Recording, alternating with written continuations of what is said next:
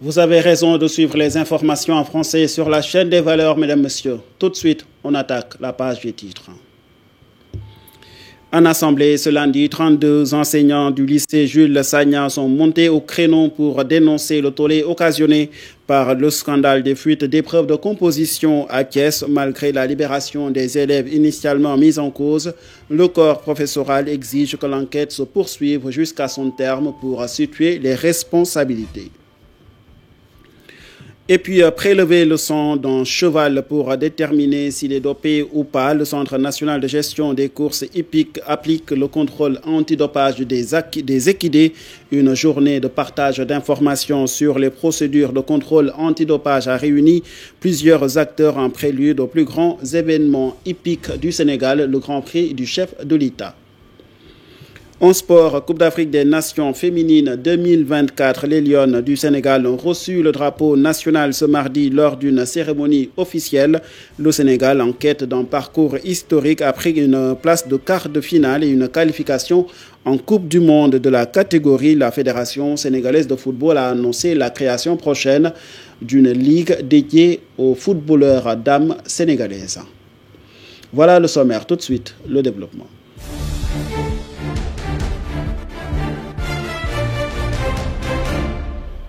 Mesdames, Messieurs, bonsoir et bienvenue à Fuite d'épreuves de composition au lycée Jules Sagna à Thiès. Les professeurs exigent la poursuite de l'enquête. Dans une déclaration devant la presse, les enseignants ont d'abord condamné et dénoncé tous les cas de fuite d'épreuves de composition.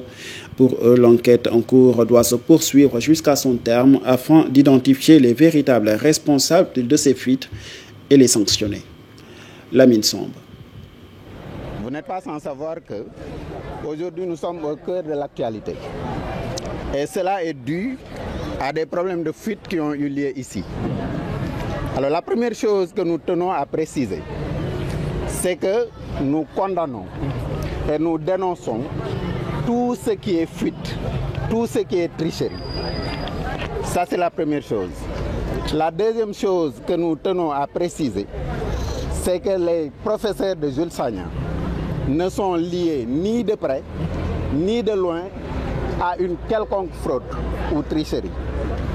La troisième chose, c'est que nous voulons que toutes les responsabilités soient situées, que les enquêtes qui sont en train d'être menées suivent leur cours jusqu'à terme, parce qu'il faut que les responsabilités soient situées pour éradiquer ce phénomène-là. Alors la troisième chose que je voudrais dire, c'est que nous déplorons le comportement de certains potaches qui ont été ici et qui ont jeté l'opprobre sur le dos des professeurs, les accusant d'être à la source des fuites. Ils sont même allés jusqu'à insulter les professeurs ici, ce que nous dénonçons jusqu'à la dernière énergie. Et nous voulons que l'administration, des autorités locales jusqu'aux plus hautes autorités, qu'elles prennent toutes leurs responsabilités pour situer les responsabilités-là de ces fraudes. Nous parlons à présent de la pénurie de sucre soupçonnée au Sénégal. Le ministre de l'Industrie et du Commerce, Serigne Gueye Diop, nie l'existence d'une pénurie du sucre au Sénégal et appelle les commerçants à éviter toute spéculation des prix sous peine de sanctions prévues par la réglementation en vigueur. 30 000 tonnes de la dite denrée alimentaire est en train d'être commercialisée dans le pays et vont suffire à l'approvisionnement normal du marché sénégalais jusqu'en fin juillet prochain, a assuré le ministre.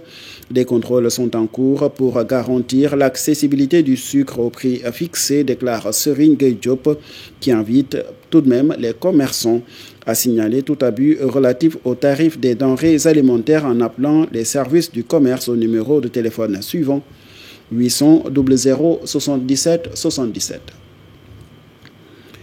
Après la visite du chef de l'État dans le nord du Sénégal, les producteurs d'oignons restent sur leur faim. L'interprofessionnel des producteurs d'oignons de Saint-Louis regrette sa non-implication dans les activités qui ont émaillé cette visite. Toutefois, ils se disent toujours disposés à travailler davantage avec le gouvernement pour développer notamment le secteur de l'agriculture à Saint-Louis. Réaction. Dagana, c'est le cœur battant de la. Vous ne pouvez pas faire. Vous ne pouvez pas avoir un programme d'autosuffisance alimentaire et nier ceux qui sont dans la zone. Donc, nous faisons tout simplement un rappel, comme quoi que l'ensemble des programmes que vous avez, il faudra impliquer impérativement ceux qui sont dans la zone. Et les acteurs agricoles de la zone, ce sont des gens organisés. L'organisation, c'est ici, donc nous parlons en tant que collège des producteurs. Cela signifie que l'ensemble des organisations qui sont là, ils sont derrière ce collège-là. Certes, on ne peut pas parler ici tout simplement de revendication, mais sans pour autant marquer l'effort que l'État a fait. Surtout sur le paiement de la subvention passée, donc dont le régime passé avait entamé, mais ça a été donc concrétisé ici. Le président de la République a fait, mais aussi le Premier ministre s'est engagé fermement pour que ce paiement soit établi. Donc nous nous remercions vraiment de ces efforts. Mais aussi, même pas 2 mois, donc l'État du Sénégal, par rapport à la SAED, a fait des efforts extraordinaires sur non seulement donc sur les canaux d'irrigation, mais sur l'ensemble des rives où il y a eu un taux d'énervement important. Des efforts importants ont été faits. Vraiment, nous remercions cette initiative-là et tous les efforts qui ont été faits. Dans la localité de Soreto, située dans la commune de Sadatou, département de Bakel, les populations disposent désormais d'un poste de santé moderne et entièrement équipé d'un coût de 220 millions de francs CFA. L'ouvrage a été financé par un mécène fils du terroir, Elhaji Issa Sissoko. Un exemple à suivre en matière de citoyenneté active, a déclaré le sous-préfet de Kinyaba, qui a salué ce geste de haute portée. Mamadou Amadousso. Nous sommes là aujourd'hui très satisfaits, ici à Soreto. On était là pour procéder à la réception définitive du poste de santé de Soreto qui a été construit et équipé par un natif de Soreto du nord de Issa Sissoko. Un citoyen sénégalais qui a montré un bel exemple, a investi à hauteur de 220 millions pour donner aux populations de sa commune un poste de santé d'une capacité extraordinaire, bien équipé, un poste de santé de nouvelle génération. Vous savez que nous sommes dans une zone d'insécurité totale. C'est un arrondissement frontalier, longuement frontalier avec le Mali. Et c'est une zone très enclavée, d'accès difficile. Et l'État du Sénégal est en train de faire de telle sorte pour pouvoir désenclaver cette zone.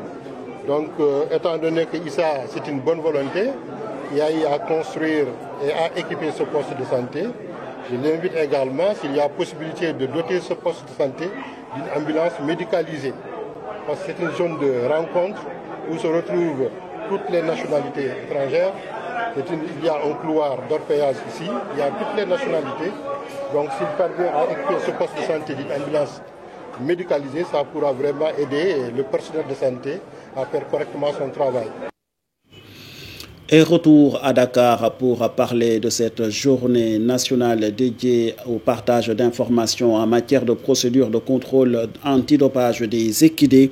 Le Centre national de gestion des courses hippiques prend à bras le corps la question de la lucidité des chevaux de course, une initiative qui entre en droite ligne à l'application de l'arrêté numéro 11-736 du 2 juillet 2024 relatif au contrôle antidopage chez les chevaux de course. Ce séminaire qui s'est tenu au Racing Club de Dakar entre dans le cadre aussi de l'organisation du Grand Prix du chef de l'État de course hippique. À cela, les impressions du directeur de développement des équidés basé au ministère de l'Agriculture, de l'Élevage et de la Souveraineté alimentaire, le docteur Alfonso. Cette problématique, c'est la classification des chevaux, c'est l'identification, c'est le contrôle antidopage également. Et depuis l'année passée, nous avons eu à entamer avec les acteurs des réformes pour mieux faire le contrôle antidopage, pour mieux faire un arbitrage, en tout cas par rapport à ce contrôle antidopage. Alors l'importance du sujet a poussé notre autorité, le ministre, à déléguer, en tout cas à dépêcher une équipe composée de l'ISRA, en tout cas d'éléments de l'ISRA, de la direction du développement des équidés, mais également du ARA national.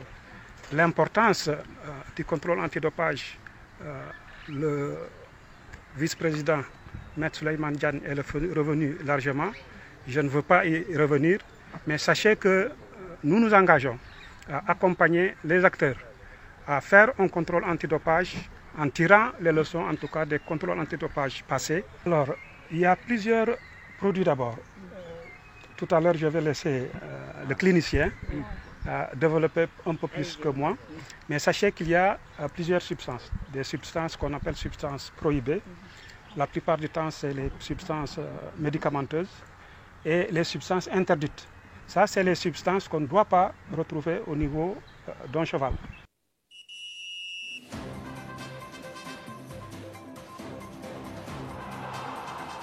Belle transition pour parler sport. Le Sénégal va affronter la République démocratique du Congo le 6 juillet prochain pour son premier match en Coupe d'Afrique des Nations de football féminin prévu au Maroc. En prélude à cette compétition, les Lions du Sénégal vont quitter Dakar le 27 juin prochain pour l'Algérie, où elles doivent effectuer leur préparation en direction à cette grande compétition. L'équipe nationale du Sénégal a reçu ce mardi le drapeau national des mains du secrétaire général du ministère des Sports, de la Culture et de la Jeunesse, Moussa Diagne, que je vous propose d'écouter.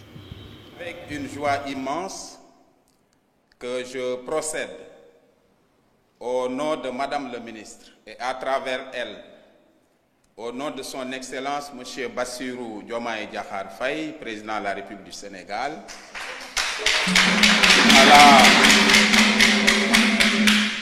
à la remise officielle du drapeau national à l'équipe nationale féminine de football qui va représenter notre pays à la Coupe d'Afrique des Nations féminines prévue au Maroc du 5 au 26 juillet 2025.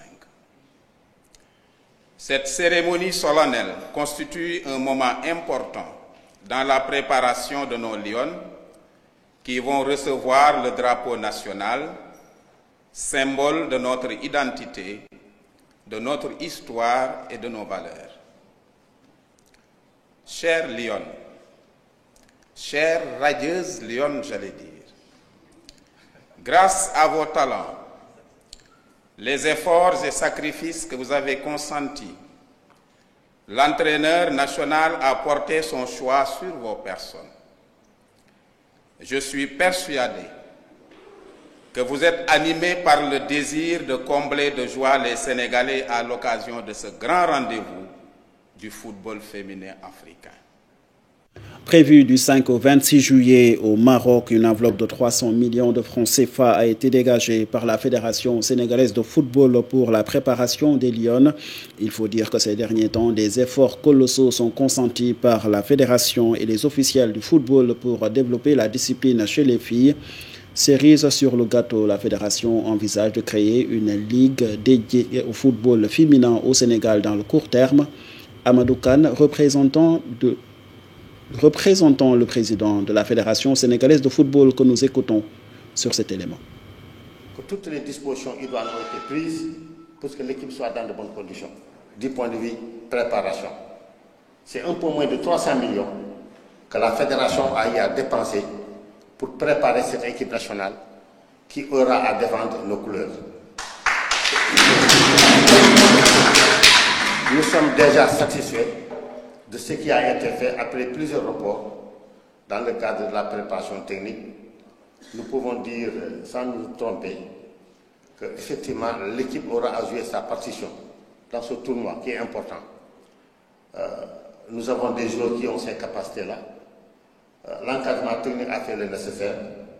Donc il n'y a pas de raison que le Sénégal puisse pouvoir se distinguer. Et pourquoi pas rapporter le trophée. Nous le souhaitons cela. Madame la ministre des Sports a eu à nous dire qu'il faudrait qu'on redouble d'efforts dans le football féminin. Et c'est pourquoi ça fait partie des projets de la Fédération de créer une ligue de football féminine au niveau du Sénégal. Après l'Assemblée générale, le toilettage des textes de la Fédération feront advenir cette ligue de football féminine. Et nous voilà au dernier acte de ce journal, le round-up de l'actualité internationale.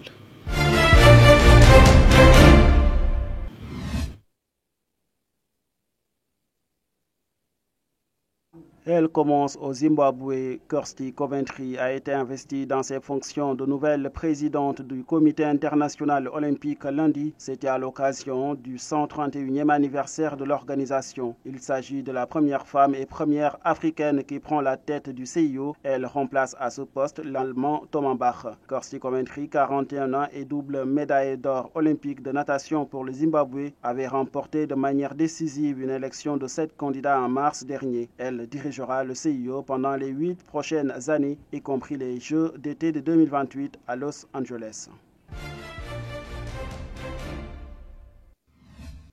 Au Mali, le président de la transition, le général Assimi Goïta, a rencontré le président russe Vladimir Poutine dans le cadre d'une visite officielle à Moscou. Les deux chefs d'État ont signé ce lundi plusieurs accords destinés à renforcer leurs relations économiques et commerciales. Parmi eux figure un partenariat stratégique portant sur l'utilisation pacifique de l'énergie nucléaire, selon un communiqué du Kremlin. Face à la recrudescence des attaques djihadistes, le pays membre de l'Alliance des États du Sahel se tourne de plus en plus vers Moscou pour appuyer leur lutte contre les groupes armés.